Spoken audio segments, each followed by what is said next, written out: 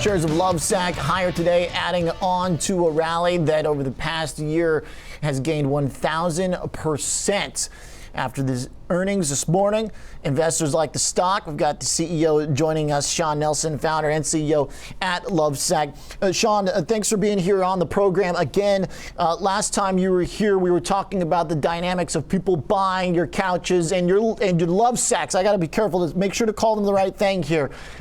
Obviously, they like them a lot. Comp sales of 45%. Of course, everybody wants to know if you can keep up this growth post-pandemic.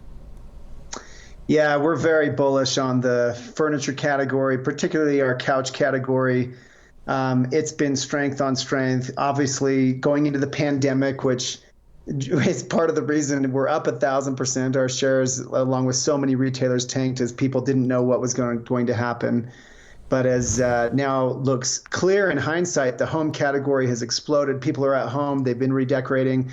People are going to be at home more. People are going to be moving. People have built new habits. They will continue to be buying couches and hopefully at that ours, which is, as I view it, the best one in the category. So we're excited about what the prospects of the future hold. Shawn, thinking about that future, do you have all the cash that you need, or is there an opportunity to use the stock to issue shares and give yourself even more of a tailwind for the financial dynamics of your business? You know, I think for the foreseeable future, we feel really good about our cash position. We ended the year with over $70 million in cash, up, not quite double of where we were last year from a cash position standpoint. The company's been running profitable and stockpiling. And so we feel really good about our liquidity. We feel good, again, about our performance and our performance outlook going forward. Okay.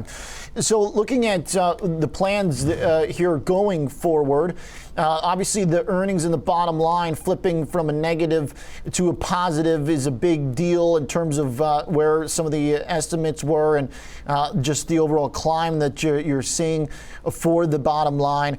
That is going to be a permanent thing now where Lovesac's going to be making money every quarter? Yeah, Lovesac's making money. Perhaps not every quarter. You know, we are a high growth business and we invest in lumps, and each quarter is a little bit different than the last. We really only take an annual view of our progression of this business from a financial standpoint. And we've turned that corner on profitability annually. We're really excited about that. We will continue to make progress. We will continue to be profitable. And we intend to continue to be very high growth. So it's a new age for sure. What does the growth look like at the furniture company right now? Is it new types of items? I know that your product suite has expanded. I was in the store over here in the West Loop a few weeks back. Great team over there, by the way. Super helpful, nice people. But looking at them, I mean, they're pretty pricey, as we talked about last time. We know that the economy's been pretty hot. I know there's a lot of customization you can do on these. I was amazed to see all the different ways you can customize a Lovesac. And then, of course, as you do that, some tend to get more expensive. So what's the growth if we're looking at a less kind of jubilant economy 1-2 years down the road? What does the Lovesac suite look like?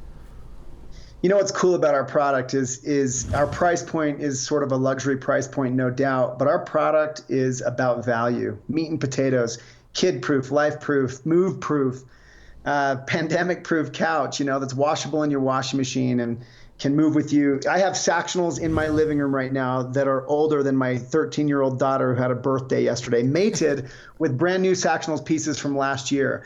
And we'll continue to expand the platform with charging devices and storage seats and other things to come, even this year, a major innovation to come that will plug and play with the Sactionals you already own. So we're not, even though the price is high because the quality is there, it's a product built to last a lifetime. It's a product that sells to everyone and should be in every home somewhere. And I'm confident we're gonna make that happen over the next decade or so. Now, you've talked about some of that spending before, in particular this report you talked about what you want to spend. Where does that expense go? Is it more on the actual brick and mortar presence where you want to have more walk-in stores, hiring more people, or is this going to be about continue to expand the different types of products, customizability, et cetera? Both. Last year was an unprecedentedly profitable year for Lovesac. We were on a path to make progress at the profit line, no doubt, coming off years and years of high growth with, around break even. It was time to turn that corner. However, we sort of supercharged it by pulling back on expenses. We had to lay off all of our retail employees, go totally online. And so we had a light expense structure last year and an almost total freeze on hiring. Yes. We have to make those hires this year. We have to build this company to have the infrastructure to grow past $1 billion in sales someday. And the company is essentially doubling around every 18 months. And so the infrastructure to support that is not there today. We are leaning into building that out and putting some expense back on the company this year, which is why we've given, pretty conservative outlook going forward. And but we'll continue to grow fast and build into that and, make progress over the next few years to where we can achieve a more mature EBITDA profile. Shawn, one more here about the products in the supply chain. One of the other things I've noticed on the site a few times over the past several months is you'll have items that are either sold out or certain styles that are sold out. Obviously speaks to the demand that you're seeing, but I'm curious if any of that has come from the production side as we've seen some supply chain disruptions across different industries. Are you changing anything post-COVID? Did you learn anything that you need to change for your supply chain? Listen, we are feeling all of the same effects that everyone's feeling, but we have a lot of insulation from that. One, we pack the ways that Sactionals pack down. They're made to ship, even FedEx to your door, and so on a container basis. They pack, multiple times more efficiently than anything like it in the couch space. And then beyond that, because those pieces are dissociated from their covers, which is the style component, we may be out of a cover or two here and there, but there are always Sactionals in stock flowing. As there's all this choppiness in the supply chain, we're insulated from it because of these unique features of our product. And so we're feeling it, but it's not had any kind of dire effect on our business. And we are in stock. We are selling today. And one of the only couch companies that could sell right through the pandemic because we could deliver to your door touchless, and that will continue as a strength. Thanks for being here, Shawn. Pretty amazing story. Looking forward to more. Thanks a lot. Thank you.